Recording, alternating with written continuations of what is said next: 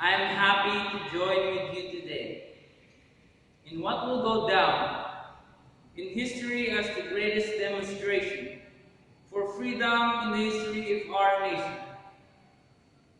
5 score years ago, a great American, in whose symbolic shadow we stand today, signed the Emancipation Proclamation. This momentous decree came as a great beacon light of hope to millions of Negro slaves who had been seared in the flames of withering injustice. It came as a joyous daybreak to end the long night of their captivity. But 100 years later, the Negro is not free. 100 years later, the life of the Negro is still sadly crippled by the manacles of segregation and the chains of discrimination. 100 years later, the Negro lives on a lonely island of poverty in the midst of a vast ocean of material prosperity. 100 years later, the Negro is still languishing in the corners of American society and finds himself an exile in his own land. So we've come here today to dramatize a shameful condition. In a sense, we've come to our nation's capital to cast a check. When the architects of our republic wrote the magnificent words of the Constitution and the Declaration of Independence, they were signing a promissory note to which every American has to full heir. This note has a promise that all men, yes, black men as well as white men, would be guaranteed the unalienable rights of life, liberty, and the pursuit of happiness. It is obvious today that America has defaulted on its promissory note insofar as her citizens of color are concerned.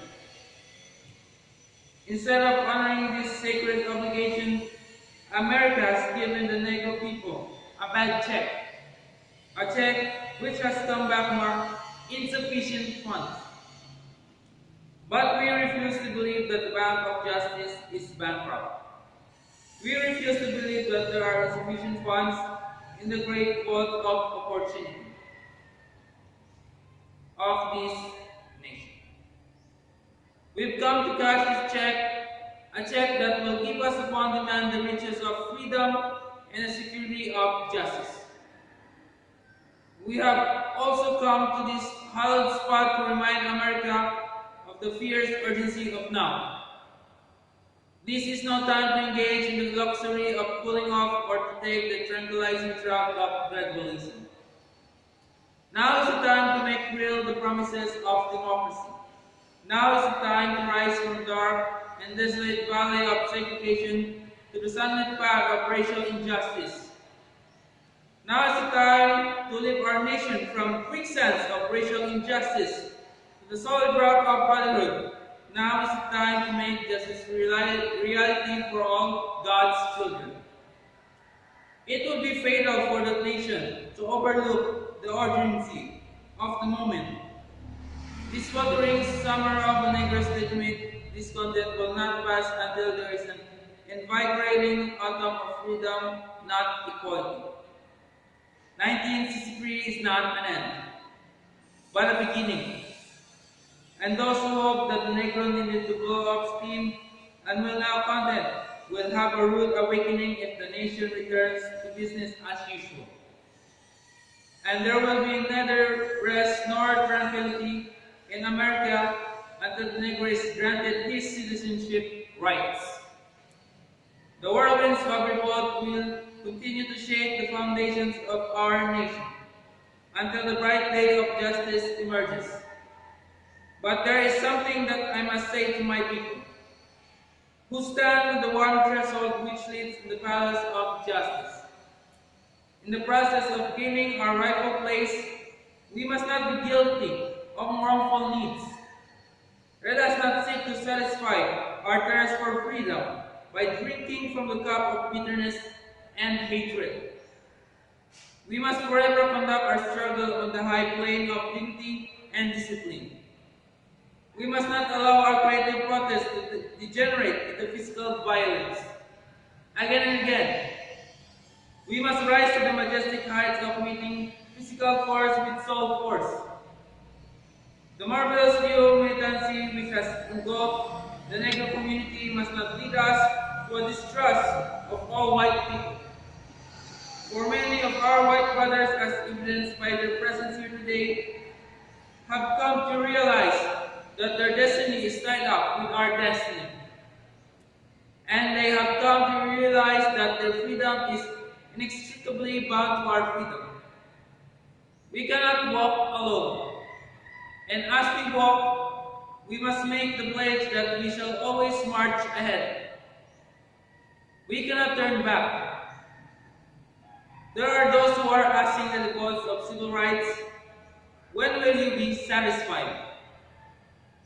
We can never be satisfied as long as the Negro is the victim of the unspeakable horrors of police brutality. We can never be satisfied as long as our bodies, heavy with the fatigue of travel, cannot gain lodging in the motels of the highways of the hotels of the cities. We cannot be satisfied as long as the Negro's basic mobility is from a smaller ghetto to a larger one. We can never be satisfied as long as our children are stripped of their selfhood and robbed of their dignity by signs stating for whites only. We cannot be satisfied as long as a Negro in Mississippi cannot vote and a Negro in New York believes that he has nothing for which to vote. No, we are not satisfied. And we will not be able satisfied until justice rolls down like waters, and righteousness like mighty stream. I am not unmindful that some of you have come here out of great trials and tribulations. Some of you have come fresh from narrow jail cells, and some of you have come from eras where your quest for freedom left you battered by the storm's persecution and staggered by the winds of police brutality. You have been the veterans of creative suffering. Continue to work with the faith with the unearned suffering is redemptive. Go back to Mississippi. Go back to Alabama. Go back to South Carolina. Go back to Georgia. Go back to Louisiana. Go back to the slums and ghettos of our northern cities, knowing that somehow this situation can and will be changed. Let us not wallow in the valley of despair. I see you today, my friends. And so even though we face the difficulties of today and tomorrow, I still have a dream. It is a simply deeply rooted in American dream. I have a dream that one day this nation will rise up and live out the true meaning of its creed. We hold this truth to be self-evident that all men are created equal. I have a dream that one day on the red hills of Georgia, the sons of former slaves and the sons of former slave owners will be able to sit down together at the table of brotherhood. I have a dream that one day even the state of Mississippi, a state sweltering with the heat of injustice, sweltering with the heat of oppression, will be transformed into an oasis of freedom and justice. I have a dream that my 4 little children will one day live in a nation where they will not be judged by the color of their skin, but by the content of their character. I have a dream today. I have a dream today that one day, down in Alabama, with its vicious races, with its governor having his lips dripping with the words of interposition and nullification. One day, right there in Alabama, little black boys and black girls will be able to join hands with the little white boys and white girls as sisters and brothers. I have a dream today.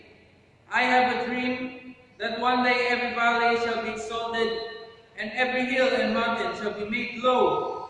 The rough places will be made plain, and the crooked places will be made straight, and the glory of the Lord shall be revealed, and all flesh shall see it together. This is our hope, and this is the faith that I go back to the south with. With this faith, we'll be able to hew out the mountain of despair a stone of hope. With this faith, we will be able to transform the jangling discords of our nation into a beautiful symphony of brotherhood. With this faith, we'll be able to work together, to pray together, to struggle together, to go to jail together, to stand up for freedom together, knowing that we will be free one day. And this will be the day. This will be the day when all of God's children will be able to sing with new meaning. My country, it is of thee, sweet land of liberty, of thee I sing, land where my fathers died, land of the pilgrim's pride. From every mountainside, let freedom ring. And if America is to be a great nation, this must become true. And so let freedom ring from prodigious hilltops of New Hampshire. Let freedom ring from the mighty mountains of New York. Let freedom ring from the hiking Alleghenies of Pennsylvania. Let freedom ring from the snow-capped from Rockies of Colorado. Let freedom ring from curvaceous slopes of California. But not only that. Let freedom ring from Stone Mountain of Georgia. Let freedom ring from Lookout Mountain of Tennessee. Let freedom ring from every hill and molehill of Mississippi. From every mountainside, let freedom ring. And when this happens, and when we allow freedom ring, when we let it ring from every village and every hamlet, from every state and every city, we will be able to speed up that day when all God's children, black men and white men, Jews and Gentiles, Protestants and Catholics, will be able to join hands and sing the words of the now all banquet spiritual, free at last, thank God Almighty, we are free at last.